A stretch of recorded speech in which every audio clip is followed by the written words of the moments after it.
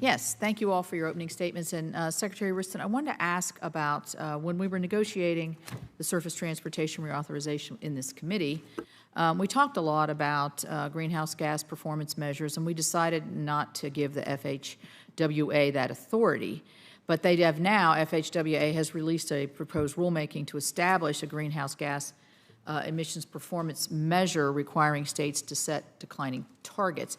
So for our state, I guess, what is your reaction to that? Have you seen that? And then what kind of measures, since we have a diffuse population, obviously our emissions are going to be a lot less, and so to improve those is going to be more difficult for us. That's the way I see it. How do you see this? Here we go again. The law's clear. That provision's not in it. Transportation is not opposed to working toward reducing our greenhouse gas emissions. Of course we're not. We're going to do anything and everything we can, which is exactly why the flexibility that's ingrained in the formula programs are so important. To be able to flex just the carbon reduction program when the rules told us clearly that we could flex up to 50% of that bucket to a more flexible category. And we did in West Virginia. The FHWA's division offices they run the gamut with guidance on that across the country with the 52 DOTs. Some states were told they could, some states were told they couldn't. Ours was approved for 3 months while everyone else was still hearing that it couldn't be done. The greenhouse gases, the DOTs are absolutely, we're not opposed to this, but we need the flexibility to do things that'll get a result. By moving that money into a different bucket, you gave me the flexibility to take a holistic approach, to look at the overall environmental concerns and put together comprehensive plans to address them. Yes, we're going to have to use a little innovation. We're going to have to use some technology to deliver these things, absolutely.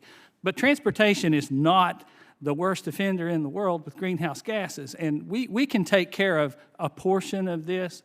Transportation is not the solution to zero greenhouse gases. It's just not true, and it's never going to be true.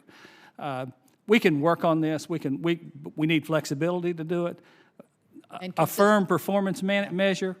Absolutely not. The minute you give me a performance measure, you're telling me up front you're going to set a bar, in many cases arbitrarily, and I'm going to have to move that needle over time, or I'm going to get a penalty somewhere. Right.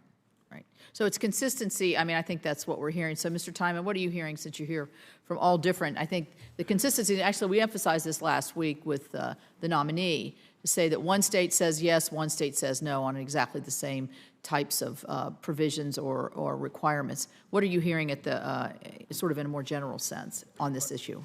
On the greenhouse gas? Greenhouse gas or the inconsistency of the district directors? Well, I would say just for maybe first on the greenhouse gas emissions, the rulemaking is currently pending. We're putting together our comments. We have states probably all over the map on this. We have several states that will support it and a lot of states that will be opposed to it. We as an organization were opposed to it during the Obama administration when they came out with this provision. Mainly because, again, it wasn't spelled out in the law that this is something that they should do.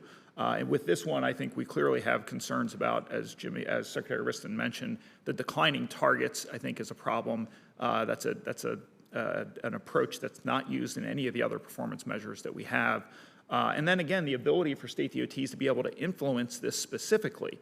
I agree with Secretary Riston. Every state in the country wants to do everything they can to reduce greenhouse gas emissions, but state DOTs are probably limited in how they can impact this reduction specifically. Overall, I do think that it is a concern that we do seem to get different guidance from state to state on different issues. I think this example on the transferability of certain funds from different programs really came to light this summer. Several states had asked their division offices for the ability to transfer funds. Some were told yes, some were told no. Some were told yes, but then were sent a stern letter saying that they shouldn't do it. So that is a concern for us. We've communicated that with FHWA and USDOT. They're aware that that's a concern. Okay, good. Thank you. On the guidance, I only have a little bit of time left, but on the guidance that was put out by the FHWA in terms of the memorandum that really discourages new construction. You want to go to maintenance, you want to go to transit, you want to go to bike paths and other things of that nature. How does that impact? Is that impacting you, Secretary Riston? Or, I mean, are you actually seeing it impacting your ability to get approval for certain projects? Well, it certainly is. I have many of these projects with the preliminary designs done, particularly in bridges. If I can't, if I need to add a sidewalk arbitrarily to a bridge, whether I need it or not, then I have to go back to the design and literally redesign the steel that holds that bridge up. It has to be resized.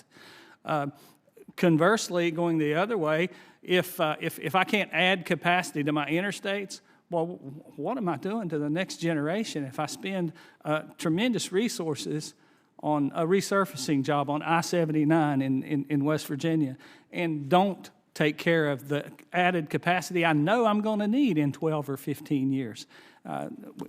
It makes planning impossible. Okay, thank you. Thanks, Senator Capito. Senator Whitehouse has joined us.